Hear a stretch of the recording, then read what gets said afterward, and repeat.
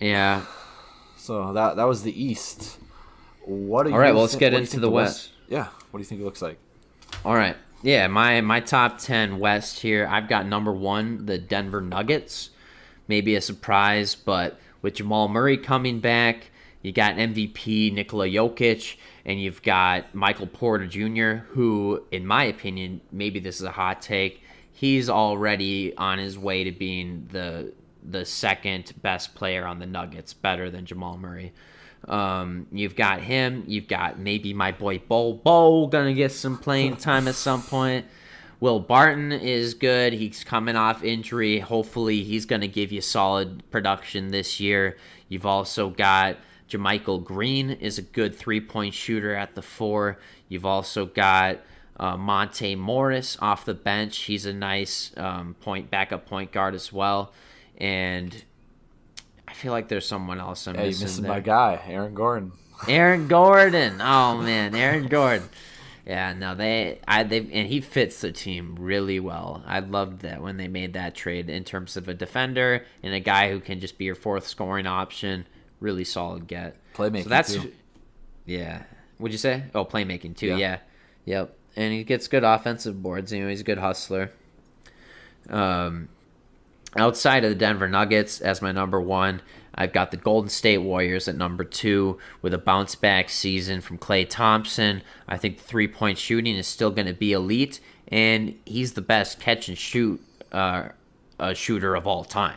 So that I don't think is going to be affected a whole lot by his injury recovery. I think they're going to limit his minutes for a bit, not play him on back to backs, whatever else. But this is a team that got an MVP like season out of Curry just last season. I think he's going to do it again because he's one of the greatest players of all time. He's the greatest shooter of all time. Draymond Green is going to have another great defensive year and hopefully help out facilitating wise. I still think they should trade some of these young players to get a better win now player, but Moses Moody is solid and he can give them some good minutes now. I'm just worried what Kuminga's going to give you. I mean, that was a really interesting pick for them in the position that they're in. Yeah, But project. yeah, but I mean, otherwise, I like where the Warriors are at. They got to believe that this is still a championship caliber team based on where they were at a couple of seasons ago, and they've only brought in players since then. I'm not gonna pretend like Andrew Wiggins is gonna have a good season because he's overrated. He got 17 points per game on poor shooting. He had some decent defense finally last year. An effort thing, Andrew. Something you never put in Minnesota. Could have played defense in Minnesota, but you wait till Golden State. So I'm not giving him a single cent of credit. Fair enough.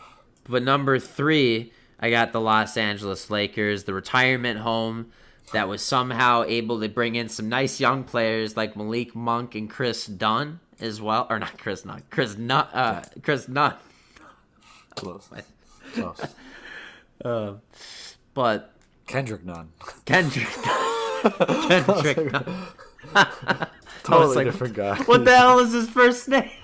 All right, so they brought in Kendrick Nunn, Malik Monk, Russell Westbrook, and they also bring in some other solid players that are like Carmelo, Ariza. obviously ready to ring chase. Trevor Ariza ready to ring chase again. Was his 4th stint with the Lakers?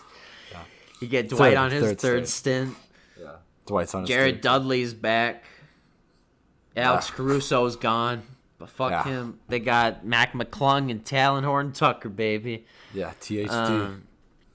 Yeah, I mean, we know the Lakers. They're going to be really good next year as long as they're healthy. That's the biggest if.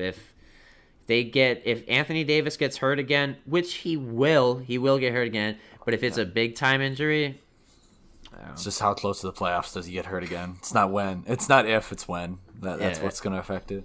when and how severe? Yeah. Is he going to show up fat again? Anyways.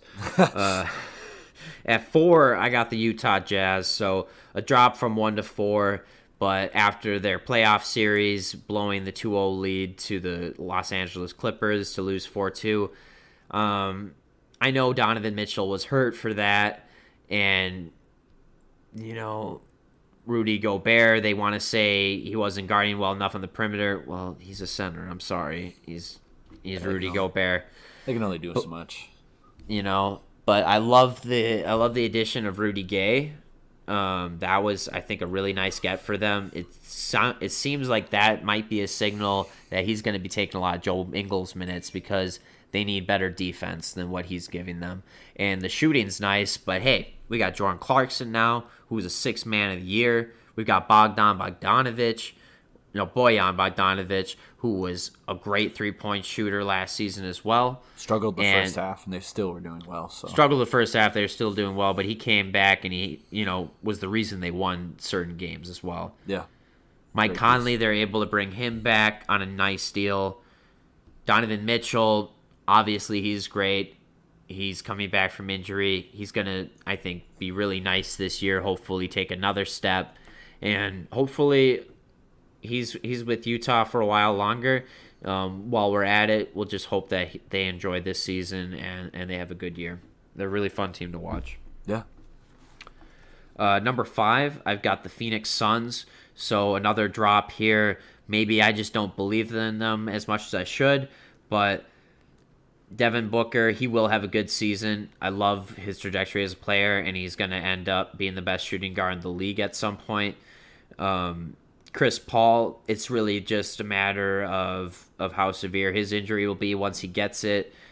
He's a guy who's always getting hurt, but obviously these last couple of years he's been amazing. He was first team All NBA this last season, and I'm not of the belief that he was their MVP. I don't think he was the best player on their team. I think Devin Booker was, but he was obviously awesome, and they needed that veteran leadership to help them get over the hump, so he was great to bring in. Yeah. DeAndre Ayton, going into his third year, I expect him to be more involved in pick and rolls, and what I loved so much from him last season was just how active he would be on both defense and offense. There would be so many times you'd see him get a block on one end, come to the other end, be a pick and roll, go in and get the rebound for the dunk, whatever. He does everything you want out of a center. He's a guy who can average potentially 18 and 10 someday, I feel, and I think that's a really nice guy to have in your squad. Yeah, for sure. As well on the Suns, Michael Bridges, obviously he's great. Campaign, we all know the Suns have a really good season. Looking at number 6, it's a team I'm not as excited about their offseason, but the Dallas Mavericks, they're going to be great just because they have Luka Doncic. I think they need to get rid of Kristaps Porzingis. I think it was necessary keeping Tim Hardaway Jr. as a priority. It just sucks that they can't do better than that, to be honest.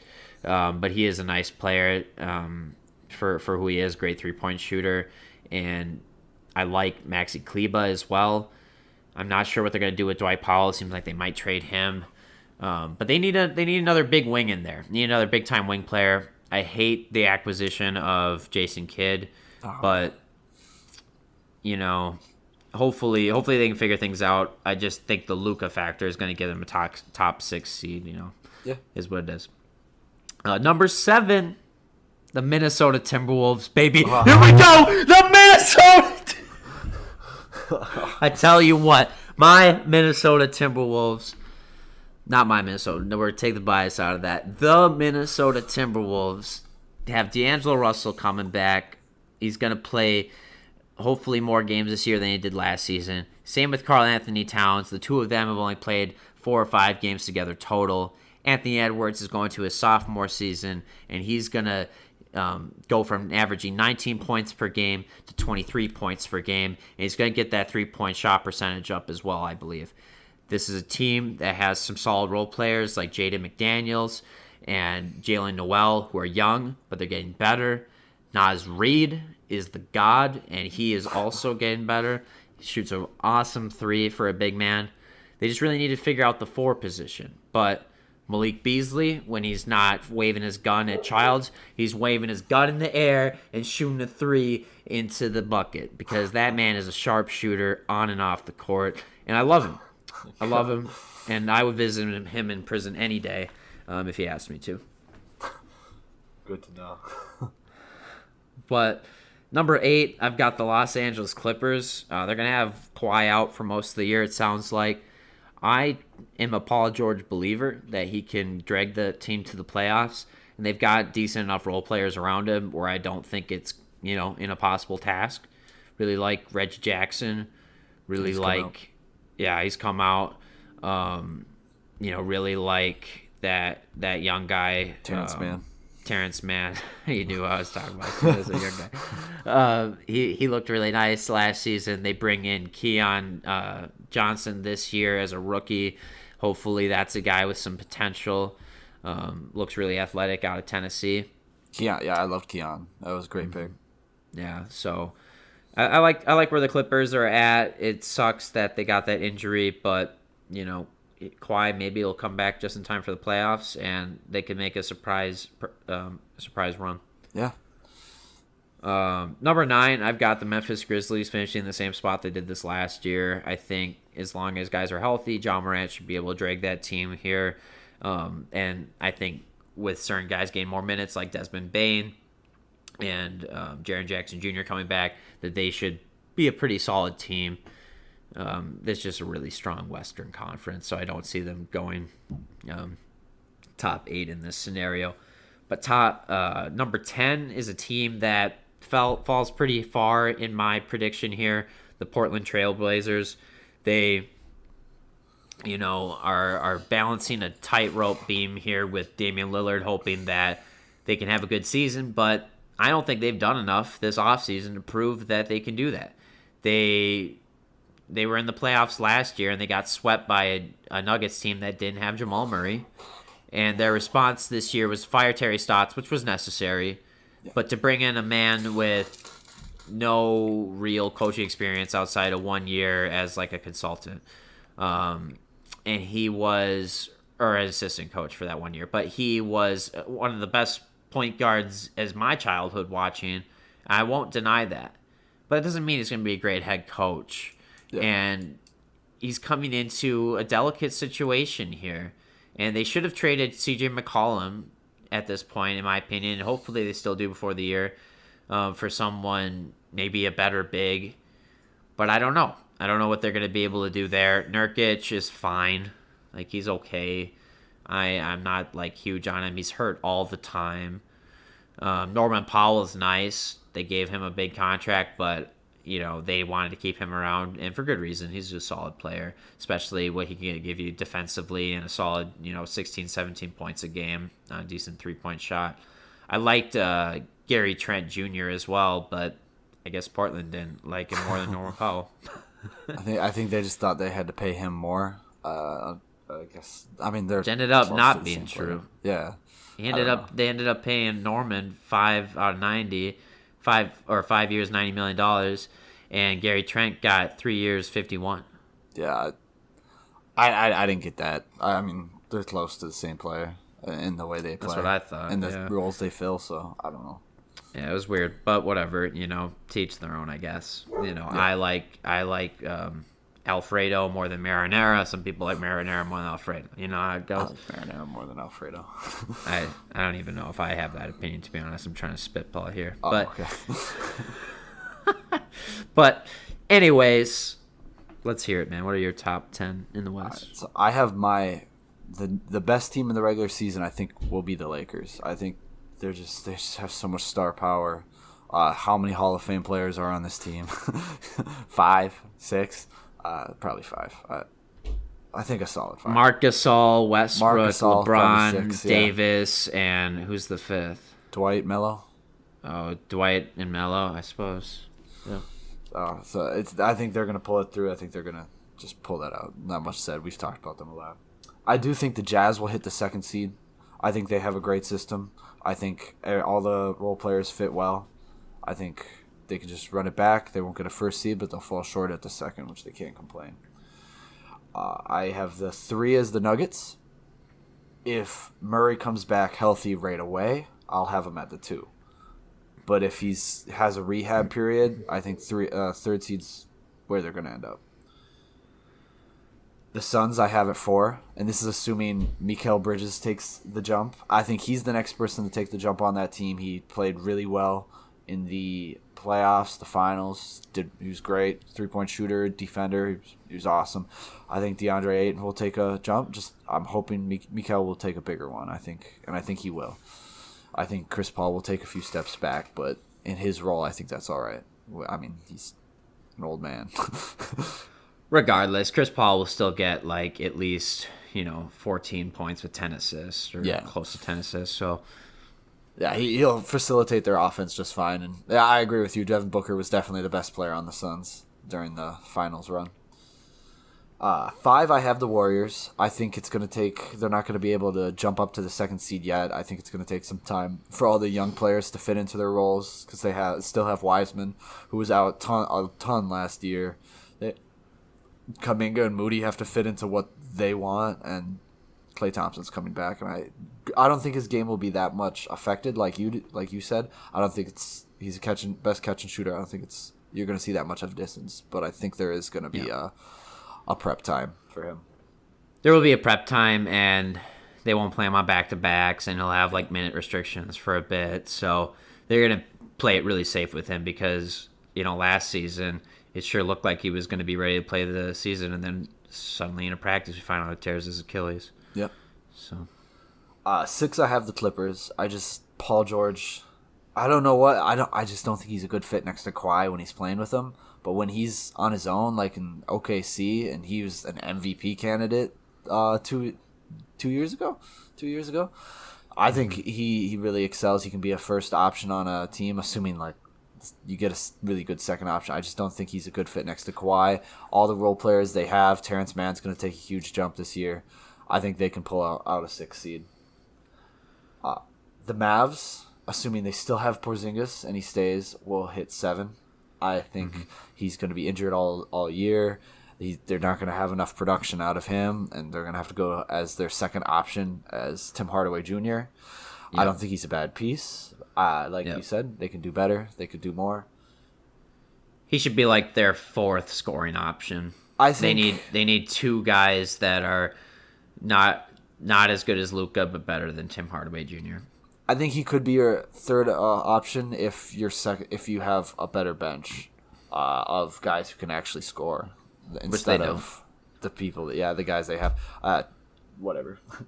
But 8, I have the Blazers, assuming Damian Lillard stays. I think he has enough star power to pull them out of the play-in tournament. Well, they're in the play-in tournament at 8, but I think he'll bring them to 8. He's a great player. He's had close to MVP season but he'll never get any votes because the media hates him. Oh, the media loves talking about him. They don't want to vote for him though. I think he's going to have a great year. I think McCollum's going to be there most of the year. Nurkic will clock in and out every week like he normally does. But we'll see how they do. Norman Powell's going to be fine.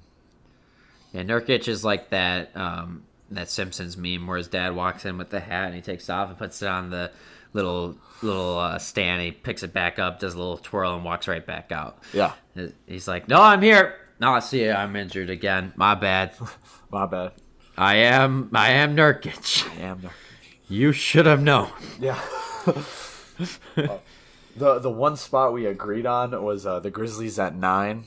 I think same exact reasons. They need to do something more. I think they have to figure out what system. That's what they're doing. I think they have enough talent to bring them to 9. They just have to figure out the direction and how they want to build around Morant, and then they'll go from there.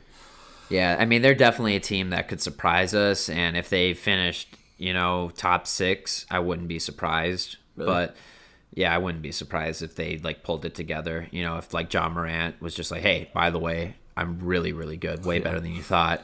And Jaren Jackson, it looks solid, and then Zaire Williams, if he's decent, I think they could maybe surprise us. But they are really young, really raw still, so sure. Probably not. 9's a good spot. And then I have the Timberwolves at 10. I think somebody's going to get hurt, and it's going to affect their whole team. The Timberwolves have expressed that if one person gets hurt, the whole team falls apart. They've shown that, yeah. It's a fact. I think that they're just one factor away from making out of the playoffs. I think they'll get to the play-in tournament, and we'll see how. I hope they do better. I'd like to see it before. Honestly, the play-in would be fine. The plan would be great. I mean, honestly, anywhere in the top 10, I'd be happy with the Wolves. Like, that's where a lot of people seem to be predicting them is right on that 10th. But, like, I hope they finish a little bit above that. I hope they outperform expectations. Just, like you said, they're probably going to have an injury, but I hope, after the war of attrition we had last year, that's not the case. Yeah. That's the thing about the West, though. Like, it's so close. All these teams are so close to each other. Like, they could really land anywhere. That's really what changes things is the injuries and the guys making leaps. So yeah. It's trying to predict that. That can be difficult, but we did our best today trying to predict our top teams. I think we've talked a lot on these topics, so I think we're gonna wrap this one up and say, hey, strictly ball business, baby.